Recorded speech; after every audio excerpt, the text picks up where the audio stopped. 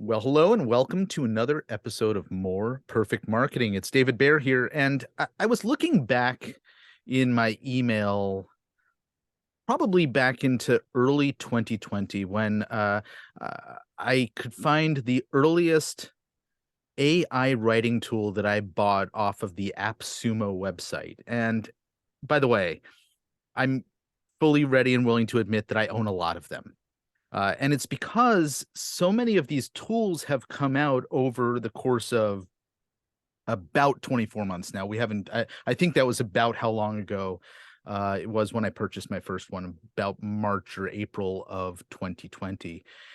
And there are continuous developments, iteration of the use of this artificial intelligence technology to help support writing of all different shapes and sizes, from the writing that I tend to do in my business, which is sales copy and email copy, to the type of writing that somebody who might be in the content writing profession, search engine optimization type writing, for example.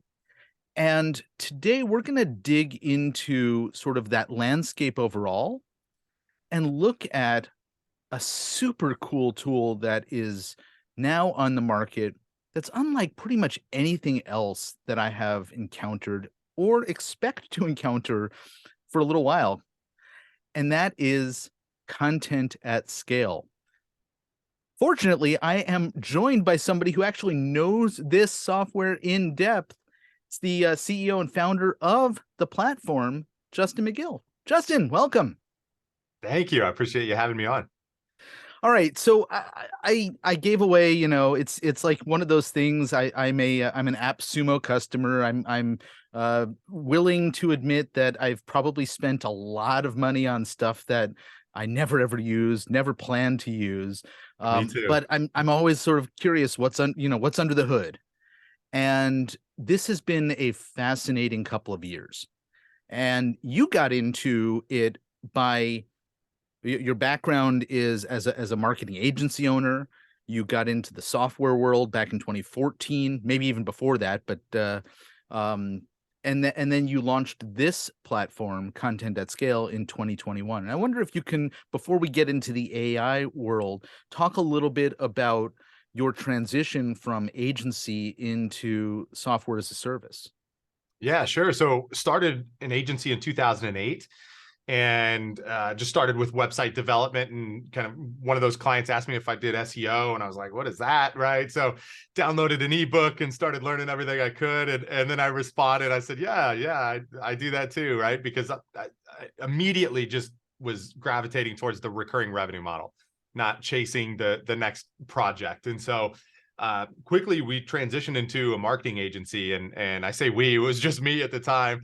And through that, trying to kind of like replicate myself and the work I was doing, I was using like content spinners and all of that stuff back in the day, right? Because you could get away with it.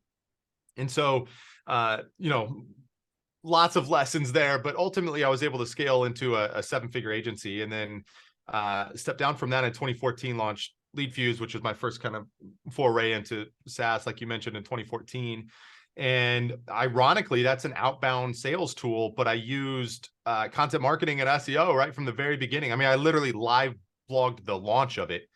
And so that actually relies 100% on inbound. And it's all like just completely passive for me, which is great. But like I wanted to build, I felt like AI was progressing to a point where I could actually build something in the content marketing space and in the long form world in particular, because that's my bread and butter, and it's always worked for me, right? So that's what I set out to do. That was the summer of 2021, and then by that December had launched kind of a content agency on top of it. We were basically the first like AI driven content agency, right? And we were very public about it, everyone else trying to hide it and stuff.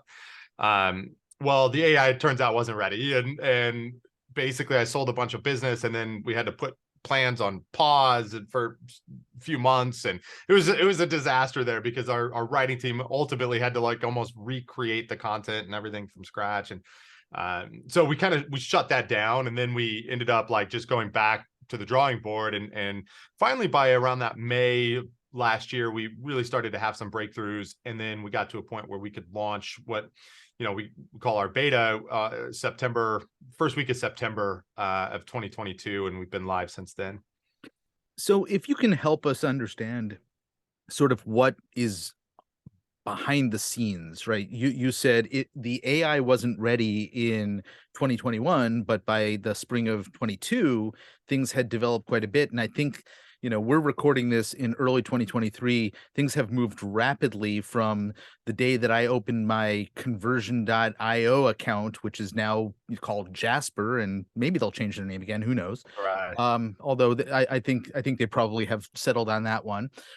They're third, by the way, for those of our listeners who don't know what I'm referring to. There have been there's a lot of different pieces to the puzzle that go into all of this software.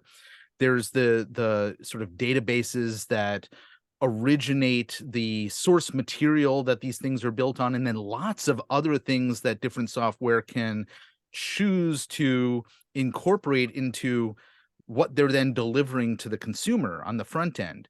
Can you sort of explain where you started with this, what wasn't ready, and now where you are? Yeah, you bet. So essentially, so Jasper and Copy AI and all those like AI writing assistant tools, they're all awesome, but they're more kind of general purpose built, right? Like you talked about at the beginning with you would use it for sales copy or emails, or and it's, or like ideas, or script ideas or whatever, like titles and stuff. Like it's awesome for that. The challenge is from like a long form SEO blog content perspective, it doesn't really work out that well. It does, but like you're spending a lot of time, number one, like creating those posts and kind of prompting it all along the way. And if you let it go too far, it kind of goes off the rails and you've got to go back. Right. And so that was a challenge doing that with, the writing team. Again, it is faster than starting from scratch with nothing. Right. But the second part of that was the detection of AI, right? Like I knew that was going to be a big factor, and you just had to assume Google was going to have some sort of system that could identify this stuff, right? And that could pose challenges. And so, well, that's what you were referring to earlier in your career with the spinning articles, right? It's right, basically just finding alternate words to rewrite the same article multiple yeah, times in slightly different variations, and Google penalized that once yeah, they sort of realized that was going on. And yeah, so the expectation is that we're going to see something similar.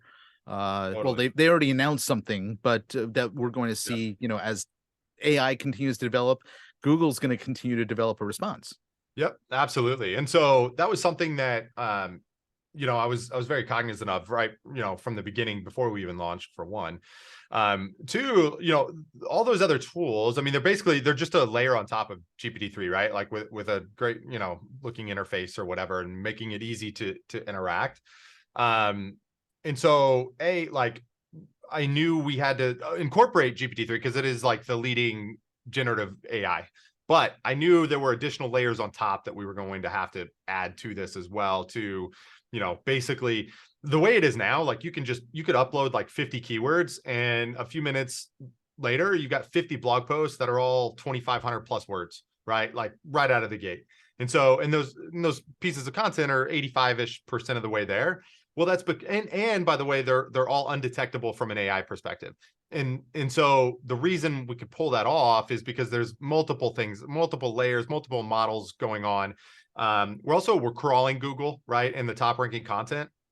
And then we're using natural language processing and semantic analysis just to identify relevant keyword phrases and things like that. So if you've ever used Surfer or, tools like that, it's that kind of concept. And that helps kind of guide that last step, right? That 85% to 100% publish ready. Like it's the edit, what we call AIO, right? It's AI optimization now, right? So as a writer, I think a lot of people get concerned that this sort of technology is going to take my job away. And so there's some pushback in terms of like adopting it. But realistically, you have to learn how to become that AIO writer, right? That AIO editor that's utilizing AI. There's a meme that was kind of surfacing here recently, and it was like, you know, what is it? It's like AI is not going to replace you.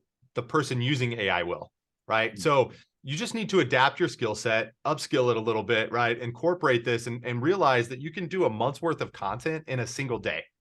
And so how much more valuable do you become when you can help the company do that, right? So, you know, I think there's just a transformation that's happening in digital marketing, and you can push back all you want, right? You can fight the good fight, but it's not changing. Like, this is just getting its widespread adoption, right? Like Chat GPT, 1 million users in a week, right? So it's like, it's crazy what's happening in this space. It's the fastest moving thing I've ever seen.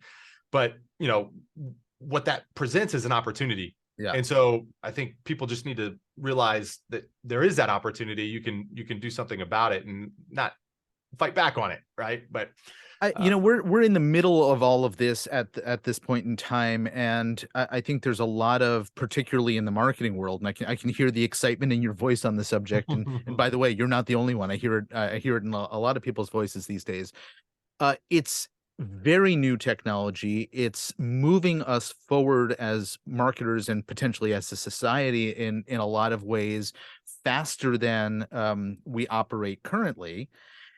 But if you think about a lot of the innovations that we've had over time, and I saw a LinkedIn post from Jim Jantz, who started duct tape marketing like 20 something years ago, talking about, look, this is nothing new, right? This is the current technology that everybody's excited about, but and is freaking out about in terms of it being problematic to the way that the structure of the marketing world exists. But people were freaking out about fax machines. People were freaking out about email.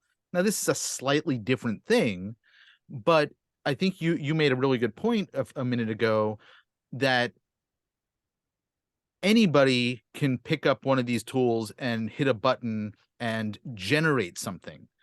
But the quality of what comes out is going to depend on good input from somebody who understands the value of what they're asking these tools to do. And the majority of tools, this is not exactly how yours is built, and we'll talk about how yours is built differently from a lot of them. The majority of tools are either a formula that is repeating the same structure over and over again, or they are based on a prompt, based on a request from the person phrasing the question, hey, can you do this for me?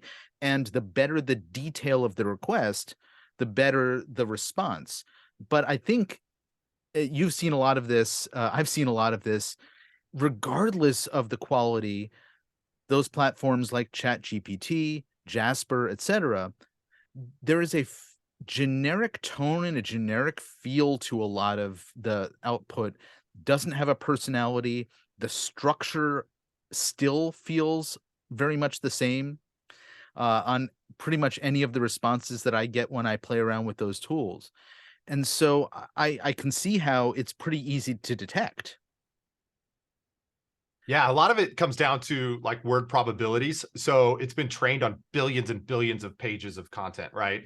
And from that, it knows, based on this niche that you're talking about, the most likely word that you're trying to type next is this.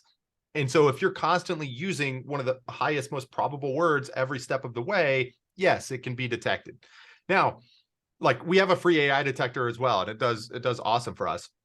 But the thing to remember is these are not like, it's not telling you, oh, I just copied and pasted this right out of ChatGPT and now it knows I was pasting it, right? Because somehow there's some hidden thing behind it that says I copied this out from this tool. That's not what's going on here. All it is it's giving you the probability of this piece of content that you pasted into this tool is likely from an AI system, just based on the fact that you're using, you know, these word patterns, right? Or it's saying, actually, you're not. There's a lot of variation in the way you're writing, and it's more natural, and so it comes off as more human-like. So it's just giving you like a gauge of does this pass the sniff test, right? Does this come off as human-like, or does it come off as AI-like? And so we have our AI detector uses the same technology as Google's. Google's actually come out with a research paper on this and talked about, what they're incorporating and everything else into it. So like, we know what they're looking for, and that's not to say that that's not going to change and evolve over time. But what else has changed and evolved over time is their wording around their guidelines for like automated content, right? So November 2021, their John Mueller of Google came out saying, listen, like at some point, it's not going to matter how content is generated, but we're not there yet. And so any content that's created by automated means is against their guidelines. That was always word for word what was in their guidelines. Mm-hmm. As of a couple of weeks ago, when it was noticed that Bankrate and CNET and these different sites had all of these page one rankings with all their AI generated content, Google had to come out and address it. And so what's changed is it still says any content created by automated means, but now there's a little tweak to that message, which is without regard for user helpfulness, right? That is a huge point of view. That's a huge shift. And so the content that are like, and this is the value of being super focused on solving one problem. We're not a general purpose AI writing tool. If you want email copy or, landing page stuff or script ideas or whatever, like that's not what we're for. Content at Scale is built specifically for long form SEO content. And because of that, like we've engineered our AI to follow that, right? So everything is about a long form piece of content. But within that, there's structure too. So we add a table of contents, and you can turn all these things on or off or whatever, but out of the gate, there's a table of contents. There's click to tweet functionality. There's key takeaways, right? The reason we put all of that in there is because it's helpful. It's helpful to the reader. Not only that, but when they click on a link in your table of contents, that's engagement now happening, right? They click to tweet out something. That's more engagement that's happening. Yeah. And so these things help you from a metric standpoint as well when you have a visitor. And so we've built this with helpfulness in mind is the idea. And because of that, like, I think what you'll see is it's not ultimately going to matter how the content was created. If you've ever and if you've got, people that hire freelancers or anything like that, they're trying to find writers at 4 cents or 5 cents a word or something. If you've ever gotten that content back, if you think there's personality to that, if you think that that's better, like you're crazy, right? Because like just because it's AI generated does not mean that it's not better. Believe me, I've hired hundreds of writers and fired hundreds as well, because the content quality is just not there. And that's why something like this exists. That's why there's so much demand and why this whole world is exploding, is because the writers suck to begin with most of the time, right? And so, this exists to solve that problem. But, I think at the end of the day, if it's just not going to matter if it was AI generated or human generated or whatever, what matters is like what you do with that content. So like taking that content, adding your story to it, adding your expertise to it, right? But you're doing that from a base of like 2,500 words to start, not like creating something from scratch. And that content that's 2,500 words out of the gate is using like proven formulas, right? Like to rank and do well in search. Not only that, when you add your keyword, we're Googling that as well and pulling in related questions. And then we add FAQ schema to that content, right? We're answering those questions. So this content is helpful, right? That's the idea. You just need to add to it to make it your own and make it unique, because when we have hundreds of thousands of customers all putting out this type of content, you have to this becomes table stakes, right? So you have to be thinking like, well, how else am I going to stand out? Right? One post a week, companies had problems publishing. Well, now when competitors can publish 20 or 50 posts a month, right? Like you're in trouble. Like you're going to fall behind because they're able to rank for all of those terms and drive all that traffic. But if you're all at a point where you're all publishing 20 plus posts a month, well, now what? Like how else do you stand out? And that's where, that whole AIO process comes into play. You're optimizing that content. You're adding cool images or, whatever else you're going to do to spice it up. Right. But that's one aspect. I think link building becomes more important. I think that I can go on and on, but you have to see where this is going, and realize that you're going to have to adapt. Yeah. First, I want to say I love all of this technology, and I miss the days when all you needed was an ad in the yellow pages to be able to get, people in the front door of your business. Um, let's compare sort of what you are doing with your platform and what the most well-known platforms, we talked about Jasper, we talked about Chat GPT. Those are the ones that sort of are the two market leaders, one considerably larger in 7 days than the other. But they are not directly connected, although there are I just saw Jasper had a little switch in their chat capability to get responses sort of checked on the web.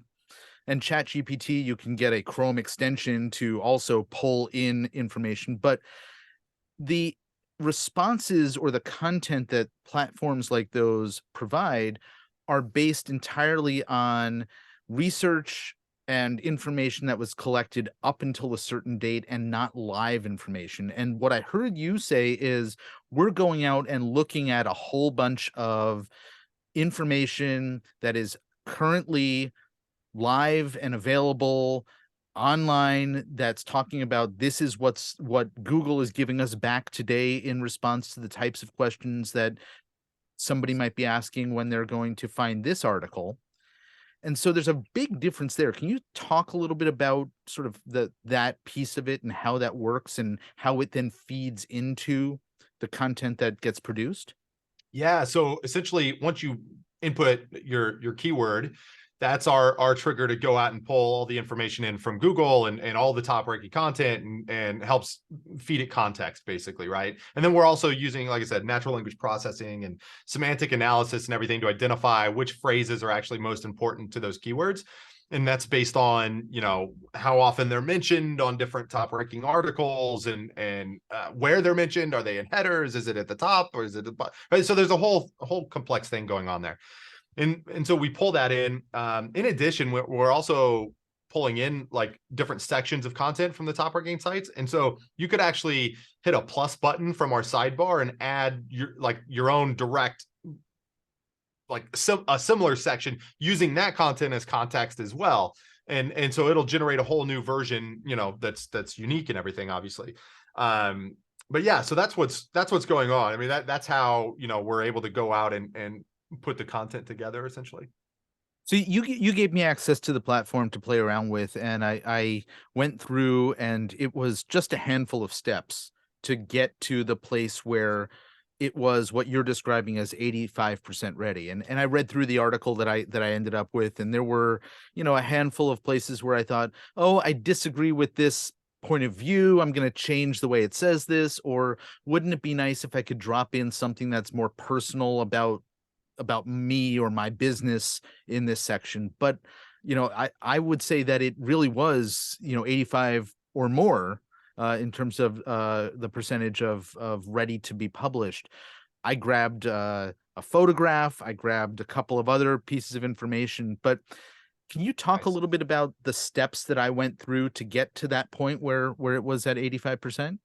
Yeah, so the very first thing you're doing is just setting up what we call a project, basically, which is a website where that content is going to go live. And within that, we're asking you to like supply some context, and there's settings, right? You could choose language or tone of voice, and you can whatever tone of voice you want, basically. But what's happening is that context helps kind of shape some of the content that it's going to produce, number one. Number two, like our content always ends with some sort of a CTA at the end, so a call to action that like drives them back to your website or whatever. And we'll tie in both the keyword as well as your kind of overall project context and stuff to generate that.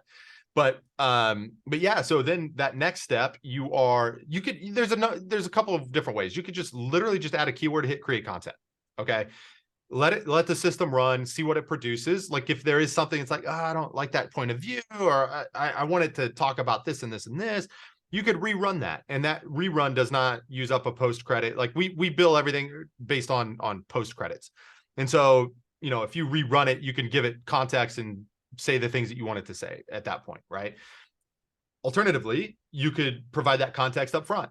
and the AI will shape the content around that point of view or things that you want to take. And then another option would be getting super granular. You can actually customize it. And so you'll actually see sections and stuff it'll generate for you. And then you can go in and tweak all of that and, however you want, and feed that to the AI, and the AI will follow that, so it just depends on how granular you want to get with it. But you have all those options essentially. And then, you just wait a few minutes and you've got a 2,500 word blog post, right? Is kind of the idea. Yeah, I gotta say, having played around with so many different platforms like this, there were very few steps that I had to, sort of that it was mandatory for me to go through to produce something of the quality that you ended up giving me at the end. And I kind of, ignored some of the optional things simply because I was curious how it would generate, what it would generate. And it's incredibly impressive compared to even tools that do all of the steps that you're talking about. But I have to do them manually, right? I have to build out the pieces. I have to say, yeah, I like this concept from the top 20 results that I got on Google. Grab this and this and this, and then find a way to incorporate them, please. This did that for me automatically, and then gave me really the opportunity to then edit rather than write, right? So it got me a lot further along in the project. Totally. That's exactly the idea. It's so much easier to take something that's written and you're just editing that, right? Versus starting from scratch and needing to come up with all this on your own. So, okay, I want to change our conversation's direction completely, because the way that you and I got connected is an interesting one, and I think it's instructive for businesses in general to hear how you are, in part or totally, I don't know, building out your audience for this platform. At least you're a little over a year into sort of this version of it, getting it out there into the public. And I'd love for you to sort of tell the story of what our relationship is, and what you're doing in general on this front. Absolutely. So this just kind of goes back to something I've learned, which is the easiest way to start to build your business is getting in front of other people's audiences. Right. I've built up an audience, so I had a launching pad there, of course, but I wanted to have the credibility of that third party endorsement. And so right from the beginning, I've just valued affiliate relationships. And so we had a VA go put together, obviously to start, just find people that are either serving our target market, they're in our target market, whatever. And just find their contact information. I had a whole email campaign, 4-step email campaign, ready to go. And so she would go out, find the people that, I wanted to reach out to, basically, that we wanted to get this in front of. And maybe they're promoting competing products, right? Other AI tools in our case, or maybe they're coaching agency owners, and like we want to get in front of agencies, and because they're a great customer for us, right? So whoever that is, like, she would go find that list of people and add them to our outreach campaign. And those are just, and they're all those are coming from me, and they're all just, they're all outbound. I have no idea who we're emailing until I get responses. At that point, I'm taking that over. But the reason also that I valued this channel was not necessarily just because of we could get in front of other people's audiences. And then obviously there's a commission that they get back for those referrals and everything, and that's all tracked and all that. But the additional value is the link, right? So anytime, someone does a review, they're going to link back using their affiliate link. Well, that link matters. That link helps us build authority. We have a DR57. This domain's a year old. Like, that's a very difficult thing to do. For all of our financial advisors in the audience, you want to explain what that means? Yeah. So basically it's just like a credibility of your domain. Okay. And it's a third party score in the SEO world. Most people follow Hrefs, is what they call DR. And so, you start at 0 basically. And, getting 50 plus is a difficult thing to do for most companies. So in over years, right? So we were able to exceed that in the first year. And that's because obviously I put an emphasis on link building from the very beginning, even before we launched. But also through this sort of a campaign, right? A launch campaign through affiliates and whatnot. We still do this. Every day we've got email campaigns going out to people. And so, again, it's not just that we're able to get in front of their audience, it's the link too that helps us. And now we've got about 400, almost 500 blog posts in our backlog that we're about to hit publish on, because we can, right? So Yes. I wanted to wait until we had some domain authority and stuff and like work through everything we had to work through, but we're ready now. And we've had all of this content sitting there kind of waiting until we were just ready to hit blast on that essentially. And so now, because we have domain authority, that means, our content's going to get indexed quicker. We have trust and credibility built up. So, as companies can utilize platforms like ours to publish a lot of content, again, I think that domain credibility is going to become more and more important, and links are going to be back in vogue. And those are going to be the things that you're going to want, because platforms like ours just become table stakes, essentially. Like, these are things you're going to have to do to keep up. And so, but yeah, anyways, like, as far as the affiliate angle, that was kind of the reasoning behind that. And ultimately how we got connected. And, like when we go to launch this podcast, right, you'll have show notes, and within there, you'll link to Content at Scale, because that's the company or whatever. And that's big, right? That's big for us. Just the link, let alone anything else that comes of it. So, that's what makes it all kind of worthwhile in my eyes, at least. Yeah, absolutely. And I think I did a video which I put on YouTube as well. Right. And so you get that link too. So there's a benefit. I am not an SEO guy. I know a little bit, and one of the things that I see quite a bit of discussion about is, just naturally getting people linking to your site based on the quality of the content that you have. And Yeah. obviously the quality of what got generated when I went through my test is a lot more in depth and more detail than anything else I've generated through any artificial intelligence supported, writing. Yeah. And It's yeah. that's why it works, right? Because you have to have the product or the service offering to support that. If the product sucked, right, like, the worst thing that can happen is these people are out there talking crap about the product and why you should not use it and use this instead.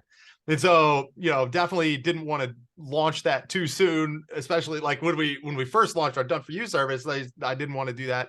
But we got it. I knew we were at a point where, like, this was pretty cool. And the thing was too, even if no one bought this, it was still worth it for me, because I knew I was going to use it nonstop for my own stuff. So I definitely scratched my own itch with it, and knew that I would be able to take advantage of that, through other ventures or whatever. It was going to all work out just fine. But I felt like there's probably a large segment of those users that are using those AI writing type tools, that are using it specifically for blog post creation, that need a better solution and something specific for them, right? And so that's why, this exists, quite frankly. But that's great feedback. We're close to the end here, and I do want to ask you a question that I imagine is going to pop up into somebody's mind when they head over to the site and they look at it. And today you're still sort of positioned as early access. We'll tell you more after you request access, but at some point somebody's going to find out the pricing structure. Yep. And I think we've probably already answered this in our discussion, but I want to make sure that people understand why your prices are different from other prices they're going to find on AI writing tools. Yeah, absolutely. Very different. So, like, our entry plan, we have like $150 a month kind of a tester type plan. Our normal plans go from $250 upwards to $1,500 a month. And it's all just based on your post credits and like, how many posts you want, essentially. The higher the tier, the lower per post cost that it is. And so on our homepage, like, we have an FAQ area to let people know, like, here's the starting point. It's pretty interesting because the website, we're going to launch a whole new site here soon, but like we need brand improvements and stuff like that that we're doing. But it's kind of interesting because we are definitely doing the whole like zig while everyone else is zagging. There is no free trial. You have to enter your name and email just to even see like the demo and learn the plans and all that, which is all stuff that like every conversion 101 person will tell you that's not going to convert. It converts like crazy. Like we're having insane success with this. And I think in large part too, because we do have a lot of people that have promoted it, right? They've shared it, they've used it, and then they feel comfortable like talking about it and getting the word out. And so there's no doubt that a lot of that trust and credibility is being passed through. And so our conversion rates are extremely high. And I'm talking like 25-ish% like unique visit to email capture, right? Like it's pretty wild. And through our like different things that we've got going on, I'll say, we're over 100 organics a month. And so like, this is, like there's actual number. This isn't like, oh, I converted 25 out of 100 visitors or something.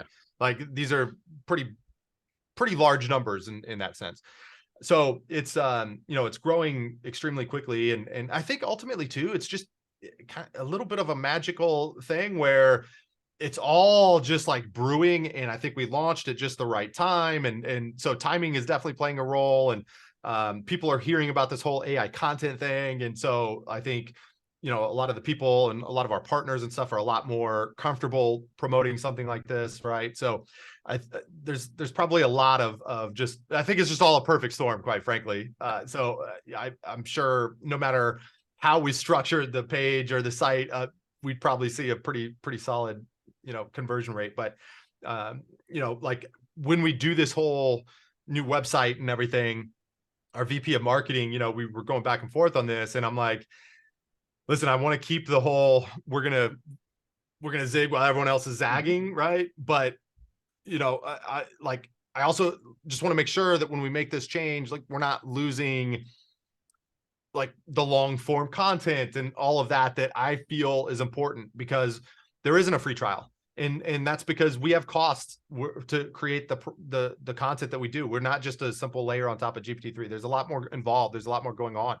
And so, like, for example, I mean, you could spend $3 to $4 just running a content audit through a tool like Surfer or something, right? So, like, what they're doing in powering, like we're also doing in Power, right? So there's a lot more going on there than just generating words.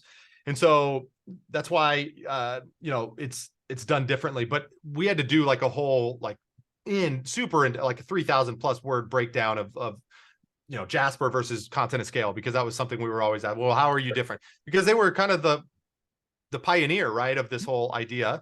And so they're the ones that most people know about. And so we just had to like really break that down for people.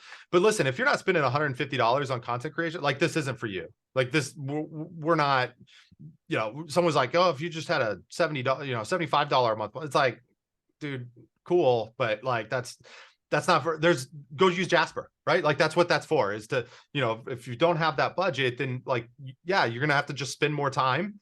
And you're going to have to rewrite things so that it's undetectable from an AI standpoint. But like, if you've got more time than money, then those are the tools you should be using. I think it sounds to me like there's at least two different use cases that are just no-brainers. When a company has an in-house marketer and they're saying, I need to hire somebody to start doing writing, right? This is a way for them to expand their skill set in their one-person department potentially without having to bring on a full-time writer. Totally. Or for an agency that is looking to scale up its, providing writing services, that this is a way to enhance that capability at probably a much lower cost and potentially a much higher quality than they nailed might. It. I mean, so we actually are working with one of the largest content agencies in the world, I'll say. And by that, I mean, 300 plus writers, 5 million words a month, thousands of blog posts a month, right? Well, they're able to cut down on that headcount massively. And so not only that, I mean, if you've ever managed to write it, just the process involved in that is ridiculous and a monster headache. You've got to give briefs to everyone. When are you getting it back? You don't know. Like, how many rounds of editing do you have to go through before you can deliver to the client, right? Like that whole workflow is just, it is a nightmare. There's no doubt. And so we're ultimately going to be kind of built for that, right? Where it's not just generating content, it's helping you manage that entire process, really, like, and streamlining it. And so we use it internally, right? We have a done for you service, and we have a writing team. And so kind of going back to what I was saying earlier, are writers at risk? Absolutely. Like, you definitely are at risk, because AI can do the job oftentimes just as well, if not better, than a lot of the writers out there. So the people that are going to be kept at that agency, right, when they cut down from 300 writers to 40, 50, are going to be the ones that know how to optimize the AI content and that whole workflow. And so, like, those are the ones that are going to be worth keeping. And so those are the ones, like, those are the skills you're going to have to evolve and adapt to. But yeah, you know, those are definitely great use cases for sure. Yeah. Well, brilliant. We have kept you longer than I had promised, and probably kept our listeners here a little long too. And so I want to wrap things up. Justin McGill, where can people find, aside from going to the show notes and clicking on my affiliate link, find content at scale? Well, if they do that, they'll actually get 20% more post credit. So it is definitely worthwhile. So I would definitely recommend clicking his link, so everybody wins that way. Outside of that, if you wanted to reach out direct, Justin at contentatscale.ai, or I'm on Twitter. It's JUS10 McGill, McGill. So Justin McGill. That is my Twitter handle. Well, perfect. We'll leave both of those on the show notes as well. Justin McGill, thank you so much for hanging out and going deep on this topic. It's been really enlightening, and I'm super excited for you about the development of the platform, and can't wait to see where it goes. Love talking about it. Thanks for having me.